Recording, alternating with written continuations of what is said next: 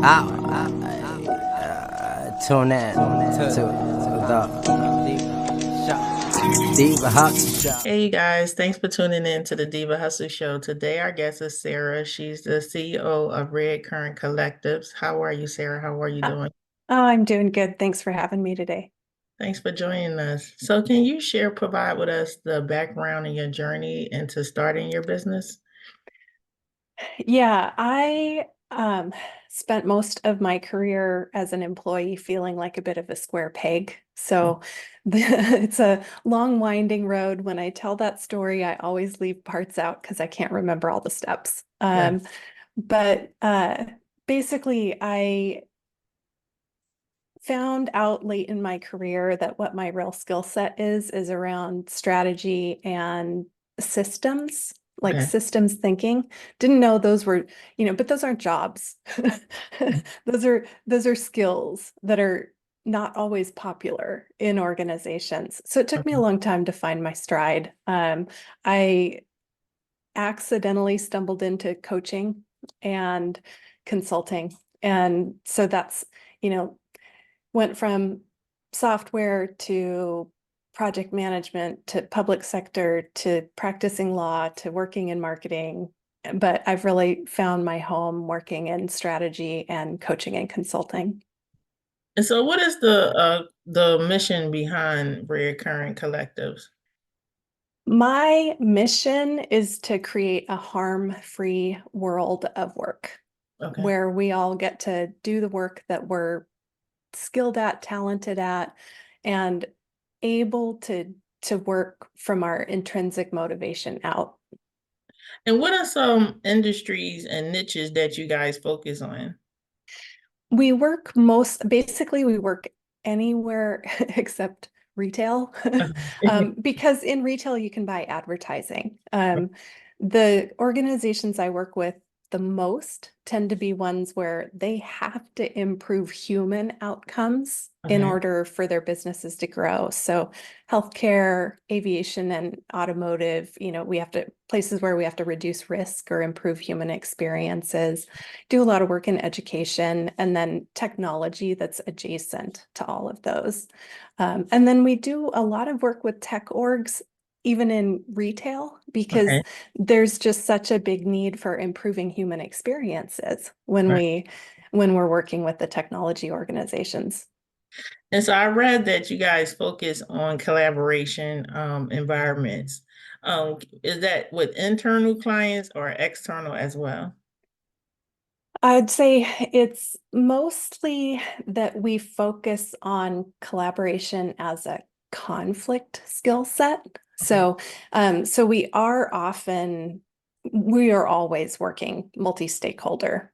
Right. It's usually internal to an environment, Okay. but the part of my background I left out, I'm a mediator. So Okay. I do sometimes wind up overlapping between internal and external audiences. And can you highlight a project or initiative that Red Current Collective has been participating in and made a significant impact and that was successful? Yeah, so one of the big areas of focus for my work is around goal setting Okay. and goal achievement. So how can we help people set goals they're motivated about that help improve our big business performance? So it's a twofer. We get happier employees, happier people, and happier or more productive workplaces. Right. And I have one really long-term large enterprise client that has just been the coolest playground to see.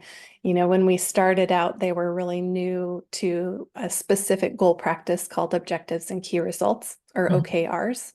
Mhm.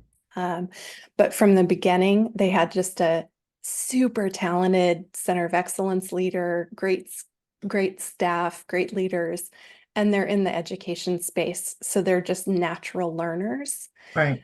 And so over the years, we've kind of grown both within the original org and then moved to other orgs there, built relationships in global education, Wow. but with all of it being focused on helping their leaders lead with clear expectations Okay. so that their people can succeed based on self-driven and self-directed goals. And everywhere we work there, we just wind up with a really high success rate in terms of satisfaction reports. So it's been a really rewarding long-term relationship. We don't do long-term except for with that company anymore. It's the only one that we do long-term work with. Everyone else we're kind of in and out, or we do shorter engagements with, but it's been so rewarding to get to watch that org over a long trajectory of learning. Especially because that's like your one, you first starting out, so you see the growth. And then if it's major departments, you can see the significant in the help where you guys can change and help that organization. So that's really good. Yeah, it's been really fun. Working with education orgs is definitely a passion for me. Okay. And do you feel like it's most when you're working with education, they're more receptive to the goal setting versus, let's say, a tech company? You'd be surprised, not Okay. always. But I do have different, this is weird to say, like in an educational company, I can kind of call BS if Okay. they're not getting with the program. In just any kind of organization I work with, there's going to be a broad spread of folks who are learning focused and resistant to learning. When I work within education, it's really easy for me to say, hey, guys, this is a learning environment. Get with it. Let's learn something new. Like, let's get comfortable with doing something new. So that is one of the upsides of working with education.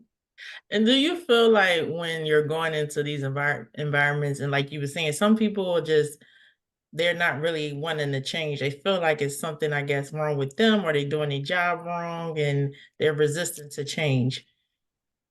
So those are my people, the people who wonder what's wrong with them or have anxiety about doing their job wrong or who struggle with imposter syndrome. Like, I think that's one of the things that makes me different from other peak performance oriented consultants is those are my people. That's who I am. So I have a ton of empathy for folks who are having a harder time with change. Okay. And usually that resistance isn't about some personal failing or weakness. It's usually about being in an environment or a system that has harmed them or that, they aren't able to thrive in. And so it's, for me, the places of more resistance I run into are people who hold power in the existing kind of environment. So I run into way more challenge with the work that I do among the people who hold especially kind of unearned power. Because then really the work that I do helps highlight the impact of the labor that people are doing and can cause us to question, well, what is this unearned power about if they're not showing the results that we need? So yeah, it's a little subversive, but this is why I do this work. And I'm guessing that you see it a lot. Like when you see go into companies, and this is business anywhere, you could be as a customer and you can see where the performance of the lower staff is low. But then when you meet the management, when you're going in, you're like, oh, now I see why it trickles down. Yeah, it's nothing in a workplace. I have a big sticky note over on my wall that says, no one goes to work to do a bad job. Right. Like, no one gets out of bed every morning and goes to work to do a bad job. There might be one or two people, but like for me, that's my working assumption is that everyone is getting up every day wanting to go to work and do a good job. Right.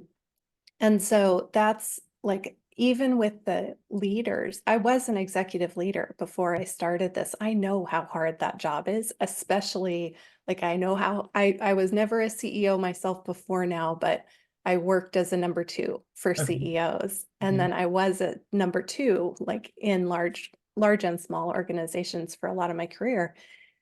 It's a really, really hard job. Yeah. So with all this compression of pressures and So I come at the work with just a ton of empathy for everyone in the system. But Right. then if we let go of how we've always done it, and we are able to consider trading off some of our unearned power, Mhm. then there's a really awesome change that can happen that Right. helps leaders and helps their people. That's true.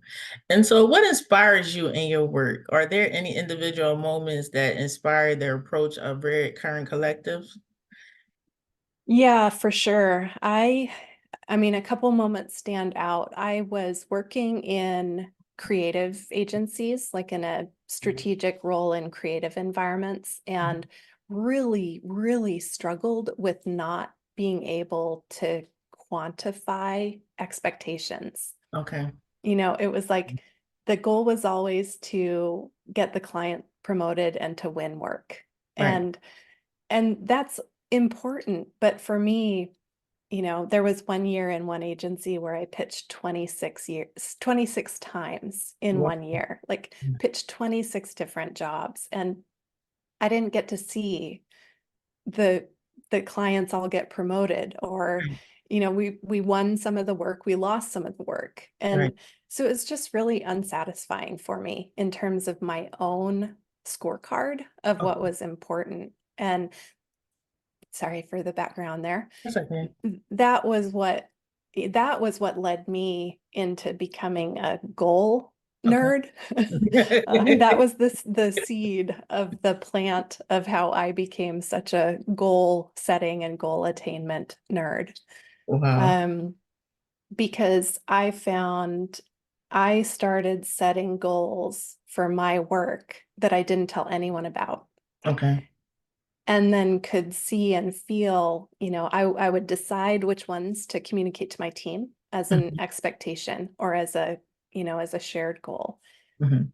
And seeing how it felt to set my own goals, work toward them, and then achieve some and learn from others, Right. like that, I can draw a straight line from that to where I am today. But you said it also, like I was one of the folks in normal when I was an employee who was looking around and going, what's wrong with me that I can't just, like, why can't I just figure out what's expected of Yeah. me? Like, Yeah. why can't I just go with the flow? Why am I always trying to change things for the better when no one else cares? Yeah. Yeah.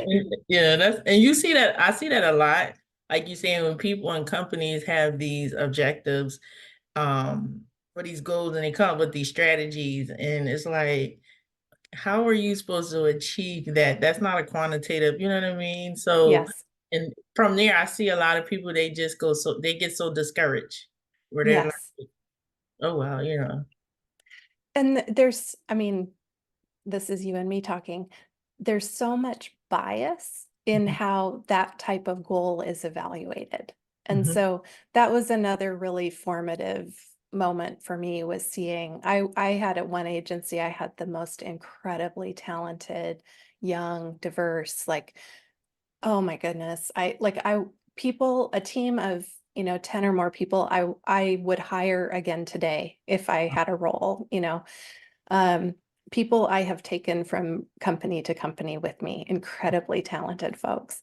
Wow. And seeing how our work and their work was evaluated subjectively Mhm. compared to people in power. Yeah. That was another really it took me a lot of learning to figure out what to do with that as a white woman. And I'm on the journey, still learning.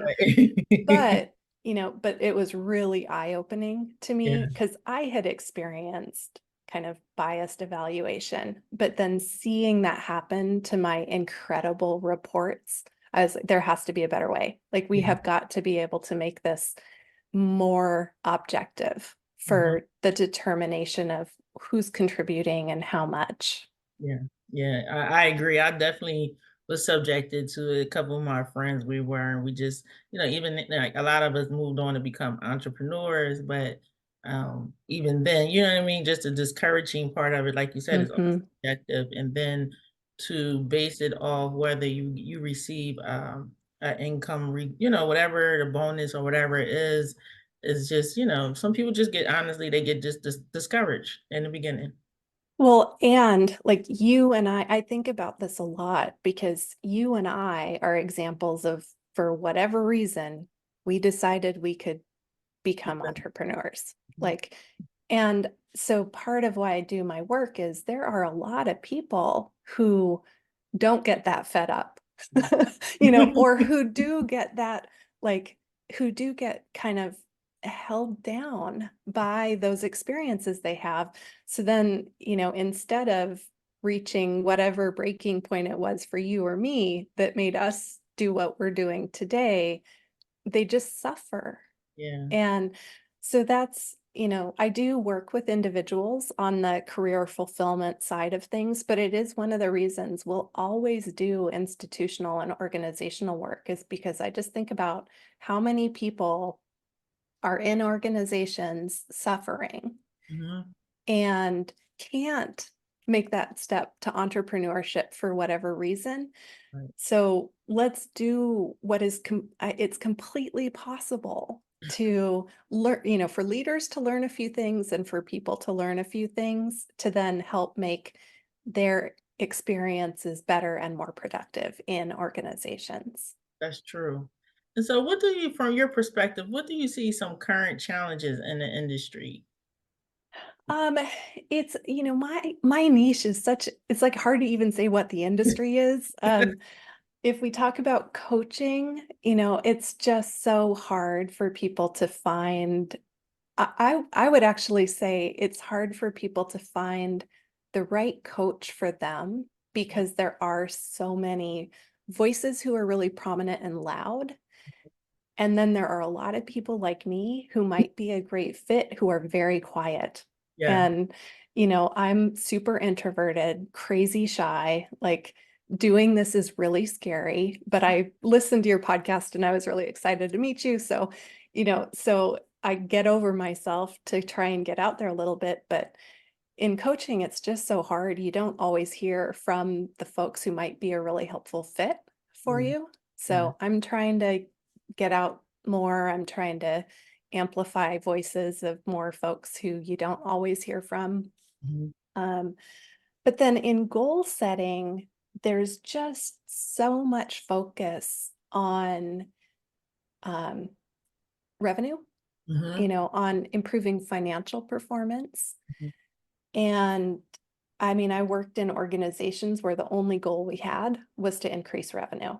No how, no context, no why. And endless growth. Growth is important, but we live in a world that feels unlimited and it is not. Right. There are sustainability limits to our environment. So I think that's one of the other things. I used to be careful what I said because I wanted to be hireable by large organizations. And now I'm less careful what I say because endless growth is not a sustainable goal. And so that's why now, we do focus on growth. We help organizations grow, but we're focused on improving human experiences that support growth. So the growth is more sustainable, more earned, and which is great because then, we've got this amazing niche that I get to work in because that's our focus. But again, that's not what a lot of the conversation's about, even in goal setting. Like it's a lot of the conversation is about setting goals to improve our financial performance. And we think about creating goals that help us improve our human experiences.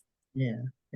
Because I know, like, my hat is off to you because I had signed up for the program, Bob Proctor consulting program, and because I felt like my next thing was to be a coach, and going through his training, and like you said, you have to live, breathe, eat, eat and coaching. Like basically, you have to live that life. And as much as you try to visualize, like, and this is what I think going on now in coaching is that people, okay, you can say, oh, I can help you get $1 million. But now people are like, wait a minute, that's not showing up. I'm not seeing it, if that makes sense. And so Mhm. I feel like people like you are going to be able to rise up to the front because you are one authentic in yourself.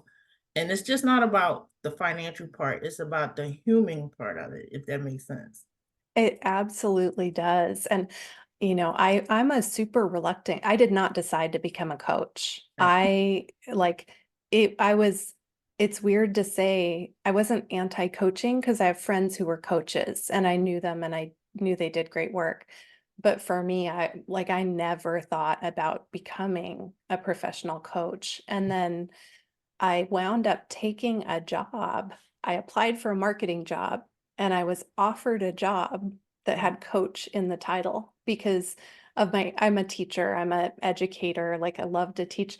And so I wound up in this job with a coach title. And I was like, I guess I better figure out how to do that. And started training. I was so lucky to pick the training I did with College of Executive Coaching. And that's not a plug. I just to this day, like they have like not an ad, but they have a hybrid program where you can do some self-paced and then some live. And for me, like it was I've done a lot of education and it was among the most incredible education for me personally. Um, and learned how to become a coach. And then I was like, dang it, I guess that's what I am. Like I didn't choose it, but so I think, that's one of the things that like I look for when I am looking for coaching is people who are reluctant coaches. Yeah, I don't blame you. I don't blame you. So what is the future for Red Currant Collectives? Any developing on the projects on the horizon? Yeah, I mentioned, we're not doing the large, long-term embedded enterprise work anymore, which is from a business standpoint, like it's really hard to turn off that faucet. Um, but but what we're doing instead is working with more organizations, including smaller organizations. The large enterprise work has been so awesome for my learning and development. But my pattern recognition is really high. I'm not going to say I've learned everything for sure. There is no learning everything, Right. but I have had more people reach out from smaller organizations wanting to work with me, and with our previous model, we just weren't able to do it Mhm. in terms of time because I was selling my time for money and that doesn't scale. Mhm. And so I've spent the last, year and a half over a really gradual transition to be able to support people at scale and in smaller organizations. So we've got some asynchronous trainings coming out. We've got some synchronous trainings that I do. We have some community focused products coming out for individuals and for corporate organizations. And then we've just tidied up you know how it is with offers, like we've made it really simple. So Right. instead of these big complex to scope consulting agreements, people can hire me for a day or a half a day. And it's just, or sign up for a package. And so we've made everything a lot easier. So, the challenge is I have to get out into the world and create that pipeline, Right. but in the end, it's just so cool to get to work with lots of people and organizations compared to being embedded in just a couple. Yeah, yeah. And the thing is, like you said, I'm glad that you tailored it towards smaller business because, even at any scale, get as a small business, their goal is to become a large business. So they have the principles early on before they scale large, it really increase their chances of being successful. Yeah, I get when I work in smaller companies, it's usually the CEO that hires me. So Right. can you imagine like a CEO that hears everything you've just heard and then hires me? Like it's pretty, so that has been super cool to be able to work with CEOs who are actually wanting to change things and who aren't saying my team is the problem. They're saying, I want to improve my skills so I can lead better and support my team better. So that's been really super rewarding. And then I mentioned, I'm trying to finish the book. So that's the other really big thing that's happening over here. It's gonna happen, trust me, I know. It will. I actually had a shower thought this morning about it'll get done. It'll get done. Yeah. But man, it's a lot of work I'm neurodivergent. So for a neurodivergent person to try and finish a book is like, it's a big job. It's a really big job. Now, I interviewed a one lady, she has like a writing club for parents and stuff like that. So she was saying that if you want to write a book, take like 20-30 minutes, write at least every day, put on your schedule, type out 1,600 words, and at least by that time, you'll have something done. So I don't know if that'll help. No, that's how the book got written. Now, the hard part for me is edit. So, because all my it's like I can write, no problem. But then the minute we go into edit, my imposter stuff just picks up. And so the edit process, the finishing the book is really tough for me. But I've got an amazing editor who's doing a great job of helping me get through it. So we'll get it done. I'm excited. I can't wait to see. I have to get one. And I'll put you on the list for sure. Yes, please. And last question. For anybody that's listening and thinking about getting a coach, how's the best way to get in contact with you?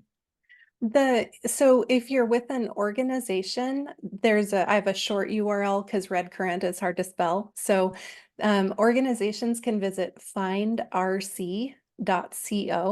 And then if you're an individual who's looking for help with career fulfillment, that you'll find me at thinkydoers.com. All right. Well, thank you, Sara, for stopping past. And you're always welcome to come back, especially when you finish the book. Come back and we can talk about it. I love that. Awesome. Well, thank you so much. This has been a lot of fun. No problem. Tune in to the Diva Hot Show. Motivate the glow. We get you more info. Think to my head to toe. I let the whole world know.